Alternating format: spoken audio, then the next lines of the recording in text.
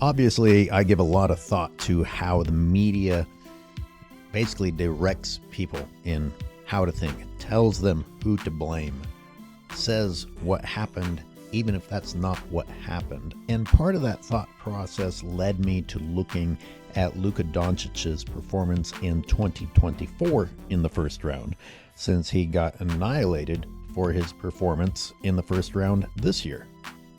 There are a lot of games to look at. We're going to look at game 2 first, primarily because of the headline, praising Luka Doncic for his great performance. So what's interesting about that is that in this quote-unquote great performance, he scored less points and had a worse shooting percentage than game 1 of 2025, in which the only thing Kendrick Perkins and such had to say was, you didn't do enough, when Luka scored 37 on 54.5%. I feel compelled to remind people that I'm not a Luka defender.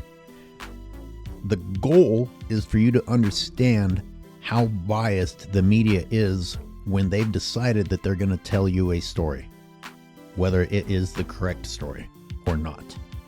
Are you, the self-declared most intelligent species, Homo sapien, going to think for yourself? Are you going to use critical thinking, or are you going to be led like a sheep to slaughter? Let's just go through these really quick. This is game 1. Let's take a look at how Luka performed. Luka with 33 points, 6 assists, 13 rebounds. Pretty good. Game 2, a quick look. Luka, 32 points, 9 assists, 6 rebounds. Game 3, Luka, 22 points, 9 assists, 10 rebounds. Game 4, Luka, 29 points, 10 assists, 10 rebounds. Game 5, Luka, 35 points, 10 assists, 7 rebounds. Game 6, Luka, 28 points, 13 assists, 7 rebounds. Overall, those were some pretty good numbers, right? Okay. So how much different do you think 2025 was? Because I'm sure you were given the impression that it was a lot different. Well, he was the series leader for his team in 2024 and the series leader for his team in 2025. Now let's break down the numbers. All right, we are looking at 2024's stats here. 29.8 points per game, 8.8 rebounds per game, 9.5 assists per game. Pretty good. But how does that compare to this season, in which he was absolutely annihilated by the media? Well, his points per game actually went up. His rebounds went down by just less than 2, and his assists per game went down by about 3. I'm sorry, but considering the annihilation he's receiving this year and the praise he received last year, this just isn't that astonishingly different. What really changed in Luka's life? He got paired with the guy who always escapes blame and has his teammates take the blame. Some things are harder to see in the box score, such as defense. I know a lot of you are probably thinking about defense because Luka was destroyed for his lack of defense. We are going to look at defense. We're going to look at Luka's defense versus LeBron's defense in great detail, and so much detail that it needs to be a separate video, but it is coming. Get through this one and the next one will be there for you. In the box scores from 2024, I saw a couple of occasions in which Kyrie was actually the leading scorer, meaning that at least Luka had the opportunity not to carry the entire burden of the offense. Now, the only time we saw something similar to that happen this year was when he was sick. LeBron James had a higher scoring night than the rest of the series, and yet it was a loss. What LeBron James did was not enough for a win. You can play the pity game for LeBron James, make all your excuses for LeBron James, but the bottom line is that when he's the guy that you have to turn to, he ain't enough. You would have been better off with Kyrie Irving, apparently. Oh, but LeBron is 40. Then get him off the floor. Is he still one of the best in the league or not? I don't want to hear about him being 40 if you're choosing to put him on the floor. As I said before, we are going to get into the defense in great detail. But really quick, I just want to remind everyone that in 2024, Luka was headhunting LeBron on defense. Luka wanted LeBron on him on defense. The guy that we are now being told is slow and out of shape and terrible and all that was able to burn by LeBron James a year ago at will. Again, let's look at game 1 of 2025, in which Luka had 37 points on 54.5% shooting and had 8 rebounds. LeBron James had 19 points, 4 turnovers, only 5 rebounds, only 3 assists. And yet all I heard from ESPN was that Luka only had 1 assist. He wasn't doing enough. He wasn't getting it done. There's LeBron James with the negative 22. Luka with a negative 12. And all we're hearing about is what Luka didn't do. Let's move on to game 2 of 2025, the only game that the Lakers won. Once again, Luka leading the way. Look at LeBron in the background. That's very fitting because that was pretty much him in the series, watching, and more watching.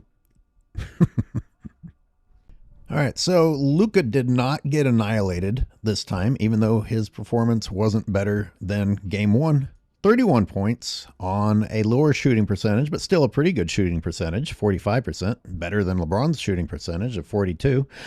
10 more points than LeBron. And Luka, again, out-rebounding LeBron James and having more assists than LeBron James. So, in other words, the only way that Luka can escape getting annihilated is to beat LeBron James in every category, while LeBron James, as usual, escapes any accountability whatsoever.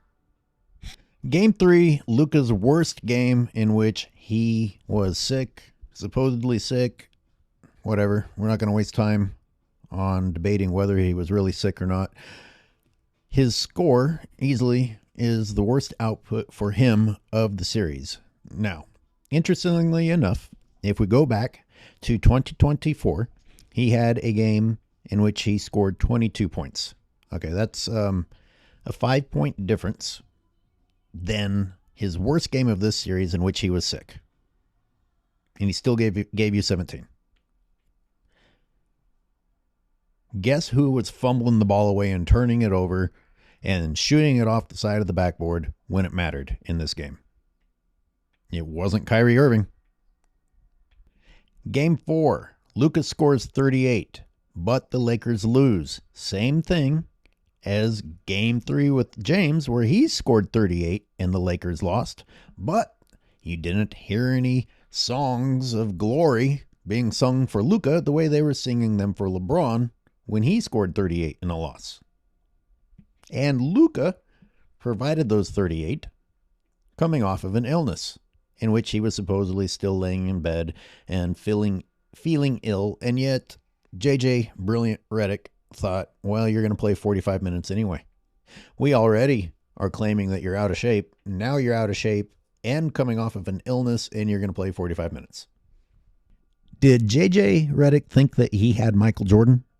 Because that's the only person you can expect a performance of that sort from when sick.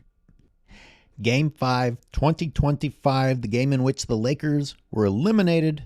Luka has 28, 9 assists, 7 rebounds.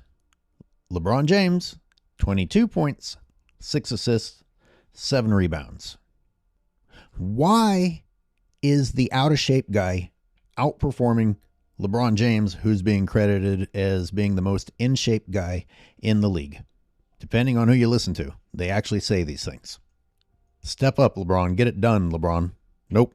You can't expect those sorts of things from LeBron James. Wow, LeBron even had more turnovers than Luka. LeBron James, once again, with the team high or team low, however you want to look at it, in the plus minus category.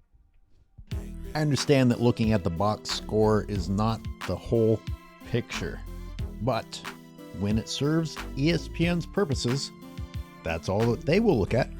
Or when it doesn't serve their purposes, they won't look at it at all. So I started here comparing 2024 round one versus 2025 round one. What do you guys think? What do you think? Am I on to anything here? Any good points? Bad points? One silly detail, but I heard it said that yellow makes you look fatter, makes you look worse. I gotta admit, Luka probably looks a little bit better in that dark blue Mavericks uniform. I don't know. Is that a mind game? Is that real or is that not real?